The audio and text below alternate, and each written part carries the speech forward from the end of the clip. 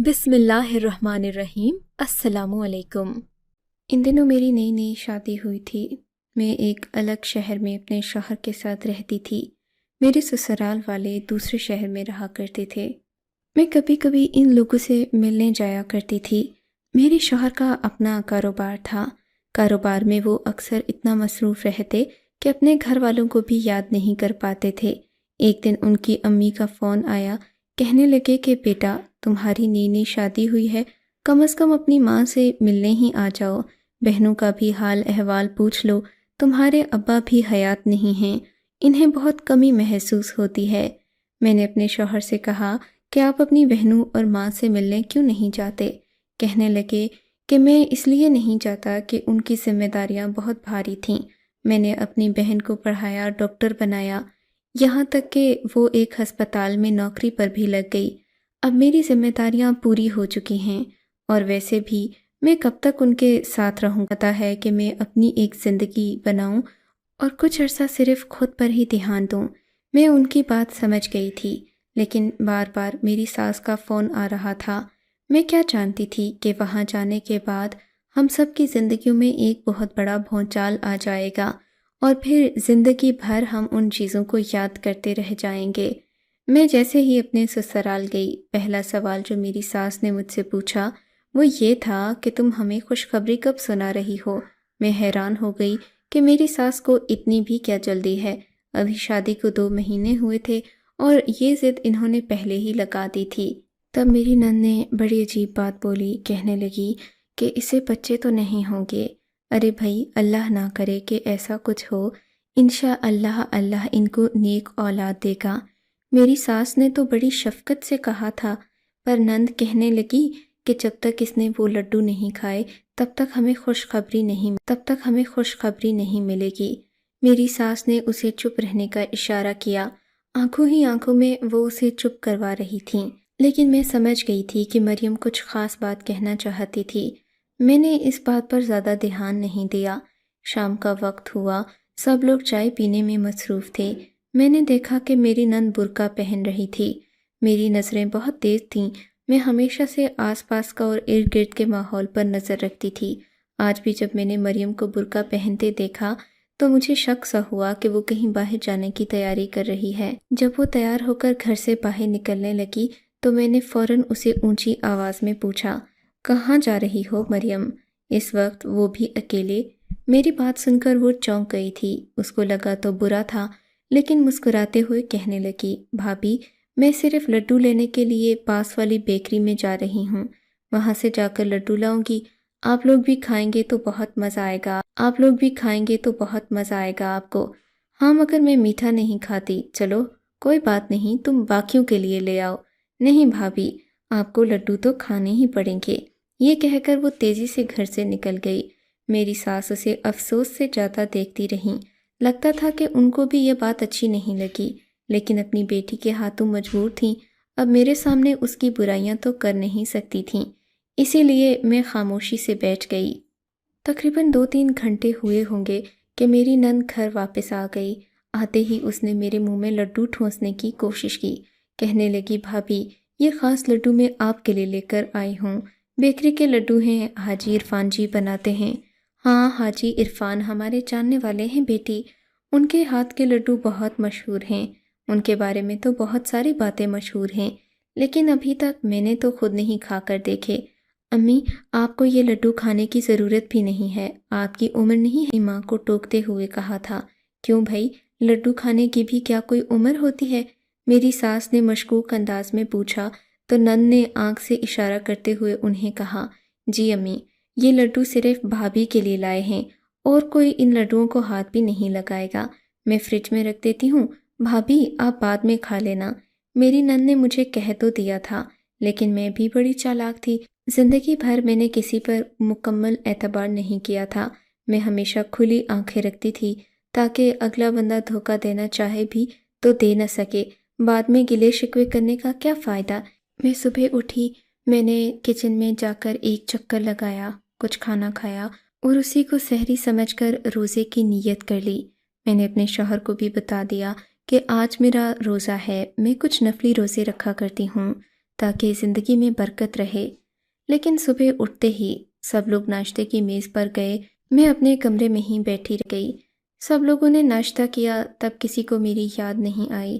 تقریباً ناشتے کے 10 منٹ بعد مریم میرے کمرے میں آئی، آتے ہی کہنے لگی، ارے بھابھی، آپ یہاں پر بیٹھی ہیں، میں آپ کو پورے گھر میں ڈھونڈ رہی ہوں۔ کیوں؟ تم مجھے کیوں ڈھونڈ رہی تھیں؟ میں نے حیرانی سے پوچھا۔ بھابھی، آپ کو پتہ تو ہے، رات کو میں آپ کے لیے میٹھے لڈو لے کر آئی تھی حاجی عرفان کی بیکری سے، لیکن آپ نے کھائے بھی نہیں۔ میں آپ کو کھلانا چاہتی تھی، دیکھے نا کتنے پیار سے لڈو لائی ہوں میں۔ اس نے لڈو میرے آگے رکھتے ہوئے کہا تھا۔ میری نظر ان پر پڑی تو میں چپ سی ہو گئی۔ کیا ہوا بھابھی؟ اصل میں یہ کھا نہیں سکتی۔ ارے کیوں نہیں کھا سکتی آپ؟ میرے خلوص کا کچھ تو مان رکھیں، میں نے خاص طور پر جا کر مغرب کے وقت آپ کے لیے لائے تھے۔ تم نے بہت اچھا کیا، لیکن میرا روزہ ہے، میں یہ نہیں کھا سکتی۔ میری بات سن کر مریم کا منہ بن گیا۔ اچھا چلیں، میں رکھ دیتی ہوں، آپ افطاری میں کھا لیجئے گا۔ اس کی میٹھی پیاری زبان دیکھ کر مجھے اس پر یقین تو نہیں آ رہا تھا، لیکن میں نے سوچا کہ خواہ جواب دینے سے یا لڑائی کرنے سے اچھا ہے کہ میں اس بات کو ٹالتی رہ جاؤں۔ دوپہر کا وقت ہوا تو ساس نے بھی مجھ سے پوچھا، کیا تم نے مریم کے لائے ہوئے لڈو نہیں کھائے؟ میں نے نفی میں سر ہلا دیا۔ نہیں ماں جی، میں نے اس لیے نہیں کھائے کہ مجھے بھوک نہیں تھی اور فی الحال مجھے روزہ ہے، میں افطاری کے وقت کھا لوں گی۔ میں نے بھی انہیں مکمل یاد دہانی کروا دی، جیسے میں نے واقعی میں لڈو کھانے ہوں اور وقت نہ مل پا رہا ہو۔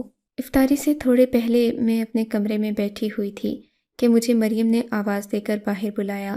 میں سمجھی کہ اب یہ انہی لڈوؤں کا ذکر کرے گی، لیکن میں نے دیکھا وہ باہر ایک لڑکی کے ساتھ بیٹھی باتیں کر رہی تھی۔ مجھے دیکھتے ہی کہنے لگی، بھابھی، مجھے آپ سے ضروری کام تھا، اسی لیے آپ کو بلایا۔ یہ غوثیہ ہے، یہ کافی دن سے مجھ سے حاجی عرفان کی بیکری کے لڈو مانگ رہی تھی، لیکن مجھے پاس وقت نہیں تھا کہ میں جا کر ان سے بنوا کر لاتی۔ حاجی صاحب بھی صرف لڈو ہمیں ہی بیچتے ہیں، اس کے علاوہ وہ کسی کو نہیں دیتے، ورنہ اگر ایسا کرتے تو میں انہیں خود کہتی کہ یہ خود ہی جا کر لڈو خرید لائیں، لیکن ابھی ایسا ممکن نہیں ہے۔ آپ اگر اجازت دیں تو میں آپ والے لڈو ان کو دے دوں، کیونکہ ان کی مجبوری ہے۔ ان کی شادی کو 3 سال ہو گئے ہیں، لیکن ابھی تک اولاد نہیں ہوئی۔ کب سے یہ مجھ سے کہتی ہیں کہ وہ لڈو لا کر دے دو تاکہ میری بھی گود بھر جائے۔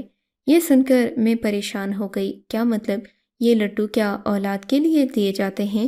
میری بات سن کر میری نند ہنس پڑی، مجھے گلے سے لگایا اور بڑے ہی منافقانہ انداز میں بولی، ہاں تو اور کیا بھابھی، اسی لیے تو میں آپ کو بھی کہہ رہی تھی کہ آپ بھی یہ کھا لیں، فائدہ ہوگا اور بار بار آپ کو کوئی فکر نہیں ستائے گی کہ مجھے اولاد کیوں نہیں ہو رہی یہ کھاتے ہی۔ ہاں مگر مجھے ابھی اولاد کی کوئی جلدی نہیں، آپ ان کو یہ لڈو دے دیں، ان کا مسئلہ زیادہ نازک ہے، ان کو اللہ اولاد کی خوشی دے۔ بیٹا، نازک مسئلہ تو تمہارا بھی ہے، میری ساس نے مجھے ٹوکتے ہوئے کہا۔ میں تو کہتی ہوں کہ تم یہ خود رکھ لو، اس طرح کسی کو نہ دو، اگر تم نہیں کھاؤ گی تو کیا پتہ دوسری بار مریم کو یہ لڈو ملیں یا نہ ملیں۔ ماں جی، آپ کی بات صحیح ہے، لیکن انسان جب تک کسی کی مدد نہیں کرتا تب تک اس کی بھی اللہ مدد نہیں کرتا۔ بس اسی لیے میں چاہتی ہوں کہ لڈو غوثیہ بی بی لے جائیں۔ چلو بیٹی، جیسے تمہاری مرضی، تم تو بہت اچھے دل کی مالک ہو۔ میری ساس نے میرا حوصلہ بڑھایا تو میں بھی خوش ہو گئی۔ میری ساس دراصل ایک اچھی خاتون تھیں، مگر نند بہت تیز طبیعت کی مالک تھی۔ وہ لڑکی لڈو لینے کے بعد گھر سے چلی گئی۔ میری ساس اور نند کو دعائیں بھی دینے لگی۔ میری نند تیکھی نظروں سے مجھے دیکھنے لگی۔ آج کل تو نیکی کا زمانہ ہی نہیں، یہ کہہ کر وہ اپنے کمس نے مجھ سے کہا کہ تم اپنا دل چھوٹا نہ کرو، مریم بڑے خلوص سے تمہارے لیے لڈو لے کر آئی تھی، اسی لیے اسے برا لگا کہ تم نے ان کی قدر نہیں کی، ورنہ وہ ایسی نہیں ہے۔ میں یہ باتیں ختم کرنے کے بعد اپنے کمرے میں گئی تو شوہر کی تیور بدلے ہوئے تھے۔ مجھے دیکھتے ہی کہنے لگے کہ مجھے تم سے یہ امید نہیں تھی۔ میں حیران ہو گئی کہ میرے شوہر کو اب آخر کون سی بات بری لگ گئی۔ میں نے تو ایسا کچھ کہا بھی نہیں تھا جس پر انہیں ناگواری ہو۔ کہنے لگے، میں نے سوچا تھا کہ میری بیوی پڑھی لکھی ہے تو احساس کرنے والی ہوگی، لیکن تم نے تو آتے ہی میری بہن کا دل توڑ دیا۔ کم از کم اس سے وہ لڈو لے کر کھا لیتی، وہ بیچاری کل رات سے لے کر گھوم رہی ہے، تمہیں اس کا دل رکھنا بھی نہیں آیا۔ کتنے خلوص سے لے کر آئی تھی تمہارے لیے، اس کا مطلب تو یہ ہوا کہ کل کو میں بھی تمہیں کچھ لا کر دوں گا تو تم ایسے ہی نخرے کرو گی؟ نہیں نہیں، ایسی تو کوئی بات نہیں ہے، بس میں میٹھا کھاتی نہیں تب منع کر دیا، میٹھا مجھے پسند کھاتی نہیں تب منع کر دیا، میٹھا مجھے پسند بھی نہیں اور راز بھی نہیں آتا۔ کیوں، تمہیں کوئی بیماری ہے؟ وہ بھڑک کر بولے تھے۔ نہیں، بیماری تو نہیں ہے، لیکن بس مجھے کھانا پسند نہیں، اگر وہ کچھ اور دے گی تو میں ضرور کھا لوں گی۔ ایسا خلوص رہا تمہارا تو وہ کچھ بھی نہیں دے گی سوائے طعنوں اور شکووں کے۔ آئندہ سے ایسی حرکت مت کرنا۔ اور تم نے یہ کیا ضد لگا رکھی ہے کہ تمہیں ابھی اولاد سے کوئی دلچسپی نہیں؟ خدا کا خوف کرو، ہماری عمریں 30 سال سے زیادہ ہو چکی ہیں، اس کے بعد اولاد نہیں ہوگی تو ہمارے لیے بھی مشکل ہوگا۔ ہاں تو میں کب کہہ رہی ہوں کہ مجھے اولاد نہیں چاہیے، میں نے جواباً کہا۔ بات صرف اتنی ہے کہ ابھی میں کسی قسم کے علاج نہیں کرنا چاہتی، کیونکہ شادی کو زیادہ عرصہ نہیں ہوا۔ جن کی شادیاں لیٹ ہوتی ہیں ان کو پھر بچوں کے لیے بھی تھوڑی بہت کوشش کرنا پڑتی ہے، پر اس کا یہ مطلب نہیں کہ ہم ابھی سے گولی دوائی کرنا شروع کر دیں۔ ہمارے پاس 10-15 سال ہیں، ہم بھی اس کے لیے یہ لڈو اور پیڑے کھانے کی ضرورت نہیں ہے۔ میری بات سن کر انہوں نے ہاتھ میں رکھا گلاس نیچے پھینک دیا اور بولے، تمہیں تو لگتا ہے کہ اس بات میں کوئی دلچسپی ہی نہیں، میں جا رہا ہوں، میرا تو تم سے بات کرنے کا بھی دل نہیں چاہتا، تم بہت گلے شکوے کرتی ہو، کوئی بات نہیں مانتی۔ میں یہ بات سن کر آبدیدہ ہو گئی، میں نے تو ابھی تک ایسی کوئی چیز نہیں کی تھی جس سے میرے شوہر کو یا پھر سسرال والوں کو اعتراض ہوتا، لیکن نہ جانے کیوں لوگ ایسی باتیں کر دیتے ہیں، فرد سے دوسرے پر الزام لگا دیتے ہیں۔ میں اپنے کمرے میں بیٹھی رہ گئی، میرا دل بہت پریشان ہو رہا تھا۔ اتنے میں مجھے باہر غیر معمولی حرکت کا اندازہ ہوا، کیونکہ دن کا وقت تھا، ہر طرف خاموشی تھی، ہم لوگ بھی کھانا کھا کر اپنے اپنے کمروں میں تھے کہ مجھے میری نند کے کمرے کا دروازہ کھلنے کی آواز آئی۔ میں چوکنی ہو گئی، میں نے اپنے کان کھڑے کر لیے، ہلکے سے دروازہ کھول کر دیکھا تو وہ برقع پہن رہی تھی۔ دن کے وقت وہ برقع نہیں پہنا کر نوکری کے لیے ہسپتال بھی جانا ہوتا تو وہ ہمیشہ برقع نہیں بلکہ لیب کوٹ پہن کر جاتی تھی، لیکن آج تو لگتا تھا کہ میری نند کسی خاص مقصد کے لیے گھر سے جا رہی ہے۔ اس نے برقع پہنا اور یہی نہیں اوپر نقاب بھی کر لیا، حالانکہ دوپہر کا وقت تھا اور تپتی گرمی تھی۔ میں نے سوچا کہ آج میں اس کا پیچھا کروں گی۔ پھر وہ فریج کے اندر دیکھنے لگی، فریج میں کچھ نہیں رکھا تھا۔ اس نے ادھر ادھر دیکھا اور خالی ہاتھ اپنے گھر سے نکل گئی۔ اس کے ہاتھ میں تو پیسے بھی نہیں تھے کہ وہ کرایہ دے سکتی۔ میں اس کے پیچھے پیچھے ہی چل پڑی، میں نے چادر کا گھونگھٹ نکال لیا اور اس کا پیچھا کرنے لگی۔ تھوڑی دور جا کر وہ رک گئی، بڑی ہوشیار تھی، اس نے پیچھے مڑ کر دیکھا تو میں ایک درخت کی اوٹ میں چھپ گئی۔ میں اسے اندازہ نہیں ہونے دینا چاہتی تھی کہ میں اس کا کب سے پیچھا کر رہی ہوں۔ تھوڑی دیر مزید گزری، میں نے اپنی نند کا پیچھا کیا، میں نے دیکھا وہ واقعی میں ایک بیکری کی طرف جا رہی تھی۔ میرا شک یقین میں بدل چکا تھا۔ میری نند پتہ نہیں کیوں اس بیکری میں جاتی اور روزانہ ہی جاتی تھی۔ پہلے تو مغرب کے وقت جاتی تھی، مگر آج اس نے دوپہر کے وقت ہی یہ کام شروع کر دیا۔ میں حیران تھی کہ آج تو اس کے پاس پیسے بھی نہیں ہیں۔ پھر جب وہ بیکری کے اندر داخل ہو گئی، میں نے دیکھا اس نے بیکری میں سے کوئی چیز نہیں اٹھائی، نہ ہی لڈو، نہ بسکٹ یا پھر کیک۔ اندر والے دروازے کا پردہ کھلا اور وہ ایک اور کمرے میں داخل ہو گئی۔ میں اسے دیکھ رہی تھی۔ اندر داخل ہونے کے بعد وہ دروازہ بھی بند ہو گیا۔ میں بسکٹ لینے کے بہانے سے اسی بیکری کے اندر داخل ہو گئی۔ میں نے اس آدمی سے پوچھا کہ یہ بیکری کب سے چل رہی ہے؟ وہ کچھ ہڑبڑا گیا، کہنے لگا، بی بی جی آپ کیوں پوچھ رہی ہیں؟ آپ بسکٹ لینے آئی ہیں یا تفتیش کرنے؟ میں نے کہا ایسی تو کوئی بات نہیں، میں دراصل بیکری کی عمر اس لیے پوچھتی ہوں کیونکہ میں بلا وجہ کسی جگہ دی دیتی جب تک کہ مجھے یہ یقین نہ ہو کہ وہ لوگ جو بھی پکا رہے ہیں وہ حلال طریقے سے ہو رہا ہے۔ یہ کون سا گوشت کے لڈو ہیں جو آپ کو حلال حرام کی فکر ہے؟ اس آدمی نے بڑے ہی تنقیدی انداز میں مجھ سے پوچھا تو مجھے یہ بات بری لگی۔ اچھا ٹھیک ہے، آپ مجھے آدھا کلو بسکٹ دے دیں۔ میں نے بسکٹ لیے، اس نے مجھے ٹالنے والے انداز میں وہاں سے نکال دیا، مگر میں بھی اپنی دھن کی پکی تھی۔ میں ساتھ والی الیکٹرانکس کی دکان پر بیٹھ گئی۔ اس آدمی کو میں نے 100 روپے دیے، کہا کہ مجھے یہاں بیٹھنے دے دو۔ کہنے لگا آپ ایسے ہی بیٹھ جائیں، مجھے پیسوں کی ضرورت نہیں ہے، آپ ایسے ہی بیٹھ جائیں۔ مجھے وہاں بیٹھے ہوئے آدھا گھنٹہ گزرا تھا کہ ساتھ والی دکان کا شیشے کا دروازہ کھلا اور میری نند باہر آئی۔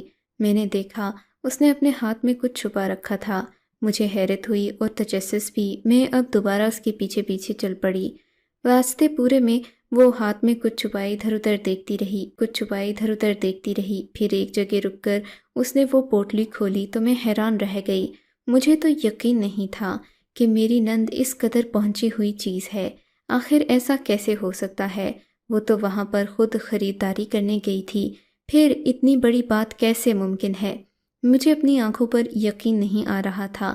میں اس کی حقیقت جان چکی تھی، سو میں تیز تیز چلتی ہوئی گھر کے اندر داخل ہو گئی۔ تقریباً 5 منٹ کے بعد میری نند بھی گھر میں داخل ہوئی۔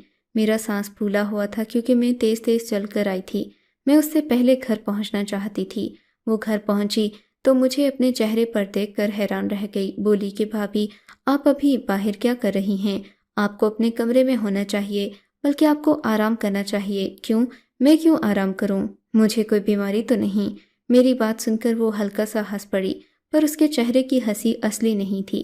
لگتا تھا کہ اسے میری کوئی بات بری لگی ہے یا شاید مزید کوئی بات نہیں کی۔ میں اندر کمرے میں چلی گئی تھی تو منٹ ہی گزرے ہوں گے کہ گھر کے دروازے پر زور زور سے دستک ہونے لگی۔ میں باہر نہیں آئی۔ میں نے سوچا کہ شاید میری نند کو میرا باہر آنا برا لگ رہا ہے، اسی لیے میں چپ چاپ کھڑی ہو گئی تھی۔ اپنے کمرے سے چھپ کر میں باہر کا منظر دیکھنے لگی۔ میری نند نے جیسے ہی دروازہ کھولا تو سامنے کا منظر ہم سب کے لیے حیران کر دینے والا تھا۔ میرے شوہر ابھی ابھی گھر آئے تھے۔ ان کو بھی جب یہ بات پتہ چلی تو انہوں نے اپنا سر پکڑ لیا۔ میری ساس تو بہت نازک دل کی مالک عورت تھیں۔ انہوں نے تو دیکھتے ہی شور مچا دیا۔ ہمارے سامنے پولیس کے 3-4 سپاہی کھڑے تھے، جبکہ ان کے ساتھ ایک گاڑی بھی تھی جو کہ دروازے کے باہر تھی۔ میں یہ سارا منظر دیکھ کر پریشان ہو رہی تھی۔ میری ساس نے پوچھا کہ یہ لوگ کیوں آئے ہیں؟ انہوں نے آگے بڑھ کر میری نند کو ہتھ کڑی لگا لی۔ میں اور میرا شوہر ہکا بکا پولیس والوں کو دیکھنے لگے۔ کسی عورت کی تذلیل کیسے کر سکتے ہیں؟ آپ کو شرم نہیں آتی؟ بلا وجہ میری بہن کو تنگ کر رہے ہیں۔ میرے شوہر نے غصے میں پولیس والے سے کہا، مگر وہ کسی کی بات نہیں سن رہا تھا۔ بولا کہ آپ کی بہن نے بہت بڑا جرم کیا ہے، اسی لیے ہم انہیں پکڑ کر لے کر جا رہے ہیں۔ میرے شوہر نے انہیں بہت روکنے کی کوشش کی، لیکن وہ اسے لے کر چلے گئے۔